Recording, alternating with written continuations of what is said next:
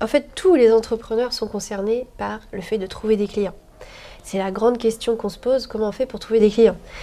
Souvent, j'ai des gens qui me parlent et qui me disent « Tu crois que ça marcherait si je fais ça, si je fais ça, si je fais ça ?» Et en fait, est-ce qu'on ne pourrait pas se poser la question, mais en fait, pourquoi je ne trouve pas de clients? Plutôt que comment je fais pour trouver des clients et multiplier les actions à l'extérieur. Est-ce que toi, tu identifies d'autres choses qui font qu'un entrepreneur ne vend pas ou ne trouve pas de clients? C'est ce que tu viens de dire, c'est poser les choses, faire un état des lieux de qu'est-ce qui a été fait jusqu'à aujourd'hui, pourquoi ça fonctionne pas en fait, en sachant ce qui a été fait, pourquoi ça fonctionne pas, c'est effectivement se poser les questions de qui je recherche, qui va acheter mon produit ou mon service, voilà. Et pourquoi aujourd'hui cette personne ne trouve pas mon service ou en tout cas ne trouve pas qu'il soit plus intéressant que celui de l'autre entrepreneur. Tout ça, ça passe effectivement par la spécialisation. Ce qu'on a déjà évoqué ensemble, c'est ne pas parler à tout le monde. Tu parles plus spécifiquement à ta cible, à ton client idéal. Et ça passe effectivement par un état des lieux de ce qui a été fait. J'ai une de mes clientes qui s'est spécialisée dans les relations toxiques. Elle est spécialisée dans les femmes victimes de manipulateurs, pervers narcissiques. Et un jour, j'ai un ami qui m'explique sa relation avec une femme qui est dans ce cas-là. Et j'appelle cette cliente et je lui dis « Mais tu prends quand même les hommes ?» Elle me dit « Bien sûr que je prends quand même les hommes. » Mais à la base, je m'adresse principalement aux femmes. Et bien sûr que j'ai la capacité de m'adresser à un homme.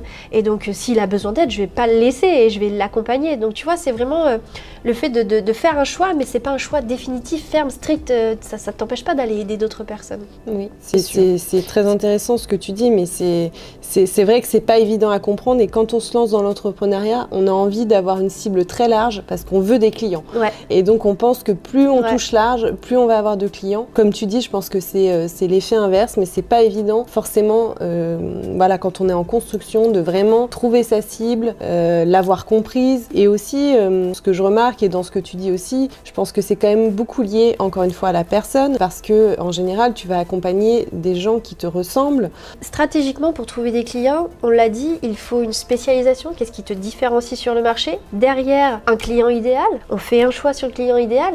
Et qu'est-ce que ça engendre? Ça engendre un message clair, une identité forte sur le marché. Et tu vas développer une image autour de ça. Est-ce que tu peux nous en parler? Ah bah l'image, c'est un peu mon domaine. Donc oui, l'image, c'est le storytelling, c'est parler de soi, mais c'est aussi l'image de marque de l'entreprise. Donc l'image, elle passe évidemment aussi par l'entrepreneur qui se cache derrière, mais pas seulement. L'image, c'est aussi, ça peut être l'image de l'équipe, l'image des produits, et tout ça doit être cohérent et aller dans le même sens que l'ensemble du message et de l'information que tu souhaites faire passer. En fait, dans ta communication, si tu veux trouver des clients, si tu veux te faire connaître, dans ta communication, il faut que tu arrives à y mettre ton identité, ta personnalité, ton pourquoi, ton client idéal, ton offre. Il faut que tu réussisses à mettre tout ça. C'est quoi l'enjeu pour toi? Comment tu gères tout ça? C'est pas facile. C'est quoi les clés quand on est agence de com? C'est quoi les clés pour retranscrire l'identité de l'entrepreneur, le pourquoi, le client idéal, pour que tout le monde se retrouve là-dedans? Encore une fois, c'est poser les choses, avoir une stratégie, orienter le client. Nous, on travaille essentiellement sur le site internet. Et donc le site internet, c'est la clé d'entrée pour les clients. Ça professionnalise l'image. Là, on n'est plus sur une entreprise qui bricole, on a vraiment une boutique en ligne, en tout cas une vitrine en ligne. Et donc, c'est par ici qu'on va déterminer tout ce qu'on a dit. Donc, le message clair, l'image claire, la cible, évidemment, pour que le client puisse passer à l'action.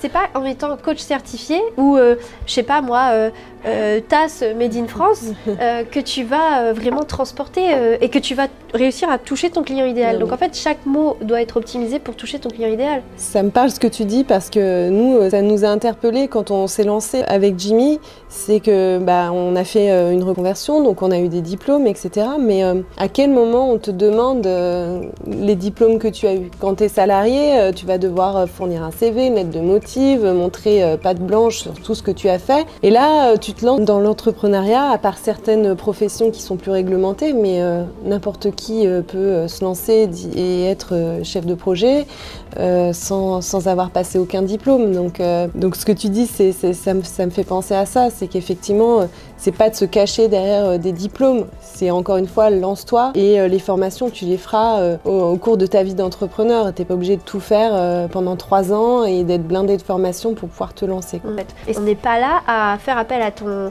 On n'achète pas ton offre pour tes diplômes, on achète ton offre pour tes résultats.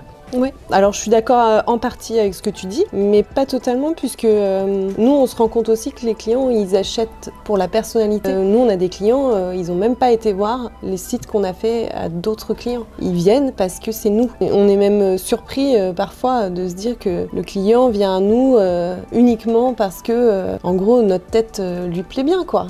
Ouais. Et bon, c'est très bien parce que on travaille beaucoup là-dessus. Nous justement, on invite nos clients à beaucoup travailler justement et communiquer à leur image. C'est vraiment notre créneau et la preuve, ça fonctionne. Qu'est-ce que toi, tu as mis en place pour pouvoir vendre et attirer des clients?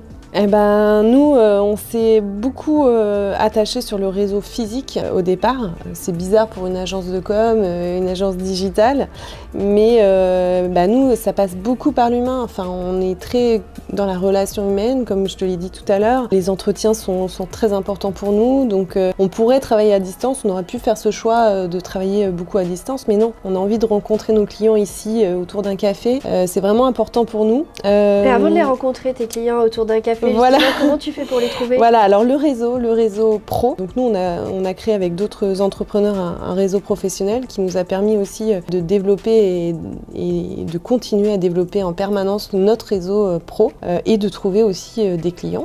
Et comme ça passe énormément par la relation de confiance, ça fonctionne.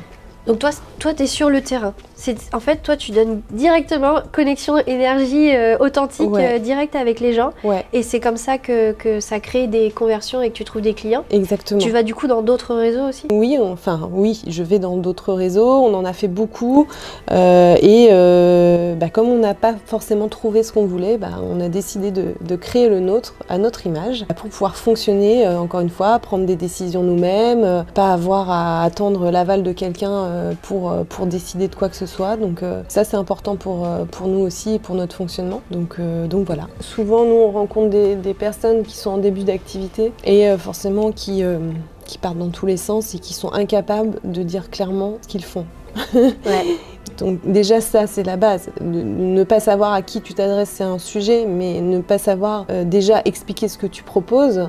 Donc définir ton offre, c'est un vrai problème. Et donc nous on voit ça en réseau, quand on rencontre des gens en réseau et qui doivent se présenter en 30 secondes, 1 minute, et qui sont incapables de clarifier en fait leur message. Effectivement, c'est un vrai sujet quoi. Ouais. Moi, j'aide mes clients à structurer ça avec le pitch elevator. Tu t'imagines dans un ascenseur pendant 30 secondes, tu as 30 secondes pour te présenter et capter l'attention de quelqu'un qui est avec toi.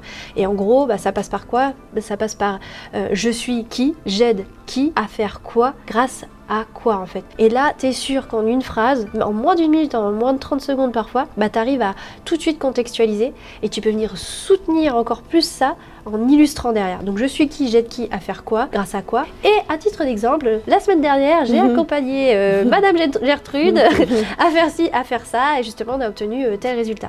C'est quelque chose d'assez simple, c'est court, limpide. Par contre, le construire, je te dis pas que tu vas passer 30 secondes. C'est très long. Parce qu'il faut faire un choix, il faut vraiment venir cibler, préciser. Faire un choix. Faire un choix, bien connaître son client idéal pour trouver en fait le titre derrière qui te convient. Pour quand tu te présentes, tu vois, je suis coach en ci, coach en ça, machin. Et après, je m'adresse à qui? C'est ce client idéal, hein, c'est pas juste les mamans. Non, c'est les mamans solo de tel âge, je sais pas, je te dis ça comme ça. Et puis je les aide à faire quoi? C'est quoi le résultat? C'est quoi la transformation? Ce qu'on a besoin de savoir, c'est tu nous emmènes où en fait avec ton coaching, avec tes outils, ce que tu veux. En fait, même à la limite, on s'en fout de ce que tu utilises. Nous, ce qu'on veut, c'est aller là. C'est cette solution qu'on veut, c'est ce résultat. Moi, je veux, dans quelques mois, être là. Mais en fait, c'est ça que je cherche. Et donc, si tu continues à mettre en avant ton offre par un type de contenu parce qu'elle contient ceci, cela, tu vendras beaucoup plus difficilement. Il faut vraiment que ton message soit clair et s'adresse à ton client idéal en disant tu as ce problème, moi je t'emmène à la solution, c'est moi qui ai la solution. Oui, c'est vrai. Comment toi tu aides à mettre en avant cet aspect-là avec tes clients? Oui, on est obligé de travailler avec eux sur ces sujets-là, notamment pour la création du site internet, parce que c'est très important de créer une arborescence claire, non seulement pour les internautes qui vont chercher et les futurs clients, mais aussi pour les robots et pour la clarté du message. Donc c'est hyper important de les aider à clarifier leur offre, à comprendre bien cette offre s'adresse à telle cible. Voilà, par exemple, je m'adresse à des particuliers, à des entrepreneurs ou autres cibles. En tout cas, il faut clarifier pour que l'organisation du site internet soit le plus approprié possible et le plus clair et pour les internautes et pour le référencement des moteurs de recherche. C'est vrai que des fois, j'imagine en tout cas, en communication, parce que moi j'étais cliente du coup aussi de prestataires de communication, et on peut avoir tendance à se dire, moi j'ai payé quelqu'un pour faire mon site internet. Oui. Ciao, ouais. Alors non, ça se passe pas comme ça. Ça se passe pas comme ça en fait. Pas du tout. Non, c'est clairement un travail en collaboration et c'est pour ça aujourd'hui que je te disais que nous on a une vraie relation de confiance à établir avant même qu'il se passe quoi que ce soit. Si on sent que nous, le client, il n'est pas prêt à collaborer, à s'investir dans son projet, c'est pas la peine de travailler avec nous en fait. Je préfère même qu'il passe la porte tout de suite parce que d'une, ça marchera pas et de deux, moi je peux pas inventer le contenu pour lui. Je veux bien tout faire, mais c'est pas mon travail en fait. On travaille ensemble, on va l'aider à avancer et à effectivement mettre des mots sur ce qu'il n'arrive pas forcément à exprimer et puis à organiser ses idées. Ouais. Mais par contre, voilà, c'est une collaboration. Le client doit travailler, le client doit nous apporter des contenus, doit nous apporter des photos si c'est pas nous qui les faisons. Et tout ça, ça demande du temps effectivement. Et quand on demande à un prestataire de faire son site, non, c'est pas clé en main, ça se passe pas comme ça. Sinon, oui, on va avoir le site de tout le monde, mais c'est pas ce qu'on veut. Moi, si aujourd'hui tu me dis fais-moi un site internet mais que j'ai pas le temps d'intervenir sur les contenus, je peux te le faire, pas de problème. Mais il ressemblera à n'importe quel coach qu'on peut trouver aujourd'hui sur internet, mais ce sera pas Meryl. C'est pas ça qu'on veut. Nous, on travaille pas comme ça. Et c'est pas ce que je souhaite aux clients en fait. Je pense n'importe quel client mérite un site personnalisé qui lui ressemble et qui va du coup transparaître de ses valeurs, de sa personnalité et de tout ce qu'on a dit depuis tout à l'heure. Donc c'est hyper important qu'il collabore et qu'il nous transmette en fait tout ce qu'il veut, donner à ses clients. Et justement de tes moments un peu de vulnérabilité ou de ton authenticité, de vraiment qui tu es profondément, comment tu ressens les choses, comment tu vis les choses. En tout cas moi c'est vraiment le contenu à chaque fois quand je regarde les stats qui m'attire le plus de personnes parce que vraiment t'es vrai et ça connecte. Et donc tout de suite les gens ils veulent en savoir plus. Et le contenu qui qualifie et qui convertit le plus, c'est les contenus remontada. Tu vois, c'est quand tu vis un problème et que tu t'en remets. Et ben voilà, la semaine d'après, tu réfléchis. Alors attends, c'était quoi le problème? Comment je m'en suis remis et tout? Qu'est-ce que j'ai mis en place? Et ça convertit parce qu'en fait, on apporte une réelle solution. On montre qu'on a l'autorité, qu'on a l'expertise puisqu'on vient de le vivre, on y est passé. Donc on n'est pas n'importe qui, on n'a pas appris dans un livre et on te transmet ce qu'on a appris dans un livre. En fait, on l'a vécu le truc. Et je trouve que ça permet de qualifier ton audience, donc de t'assurer que les personnes qui sont sur ta plateforme sont les bonnes personnes, sont ton client idéal et derrière qui passe à l'achat en fait avec toi parce que tout de suite tu as montré grâce à la remontada que tu étais la bonne personne, que tu avais la solution à leurs problèmes. En principe, si tu commences à avoir des commentaires désagréables, c'est que tu commences à déranger. Et que tu commences à être visible. Donc c'est plutôt une bonne chose d'avoir des haters.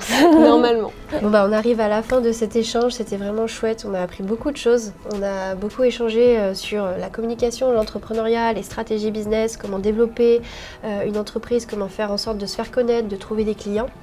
Si vous avez besoin de plus de renseignements, vous avez vos 2 expertes, stratégie business et communication. Vous avez la possibilité de réserver un appel avec nous dans la description. On met à disposition plusieurs ressources pour vous.